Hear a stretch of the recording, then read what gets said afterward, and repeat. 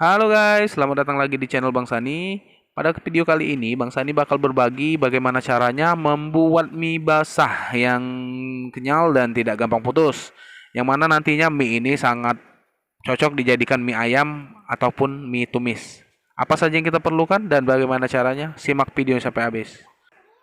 Ini tepung protein tinggi seberat 500 gram, garam halus secukupnya, satu butir telur. Untuk telur sendiri nanti bisa disesuaikan sesuai selera, secukupnya air dan gelas ukur. Pertama-tama setengah sendok makan garam halus kita masukkan ke dalam gelas ukur.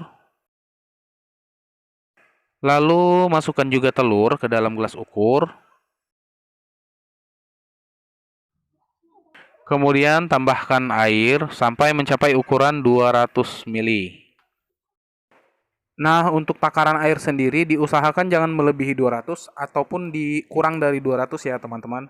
Karena takaran inilah nanti yang akan menentukan tekstur dan tingkat kekenyalan mie.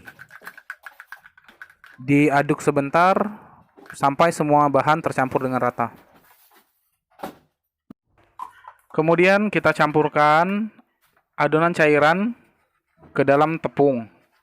Dituang perlahan sambil terus mengaduk dan pastikan semua adonan tercampur dengan rata.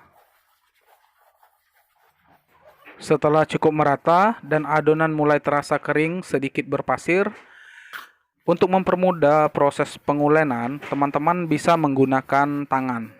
Dan pastikan tangan teman-teman dicuci bersih dulu sebelum mengadon atau menguleni adonan.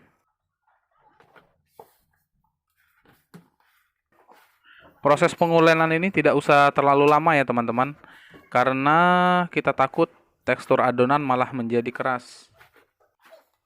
Cukuplah sampai adonan ini setengah kalis saja, karena adonan akan kalis sempurna pada saat proses penggilingan.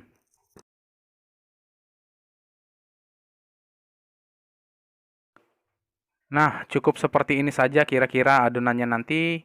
Lalu adonan ini akan kita istirahatkan kurang lebih 20 atau 30 menit. Dan jangan lupa untuk disimpan dalam plastik yang kedap udara. Jangan biarkan terbuka di suhu ruang. Seperti inilah kondisi adonan yang sudah kita istirahatkan selama kurang lebih 30 menit. Kita timbang terlebih dahulu. Dari total berat tepung 500 gram menjadi 700 gram.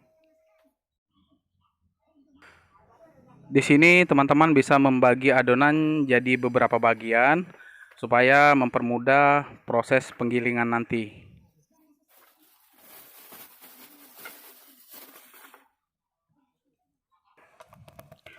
Pertama-tama lakukan penggilingan pada ukuran yang paling lebar.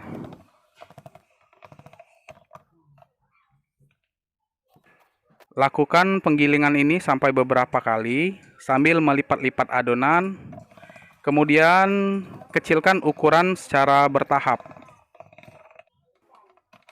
Lakukan berulang-ulang sampai benar-benar adonan menjadi kalis dan ukur sampai ketebalan yang kita inginkan.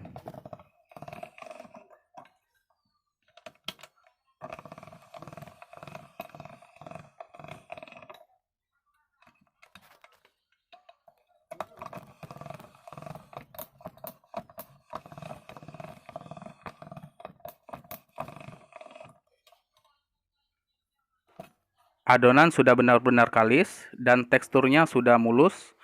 Tekstur seperti inilah yang kita butuhkan sebelum memotong berbentuk mie.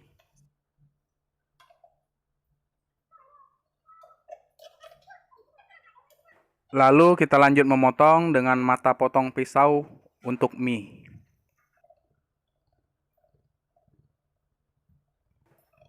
Silakan teman-teman lihat sendiri. Hasil mie yang bagus itu mie-nya tidak menempel satu sama lain dan tidak gampang putus. Seperti inilah hasil mie setelah kita potong.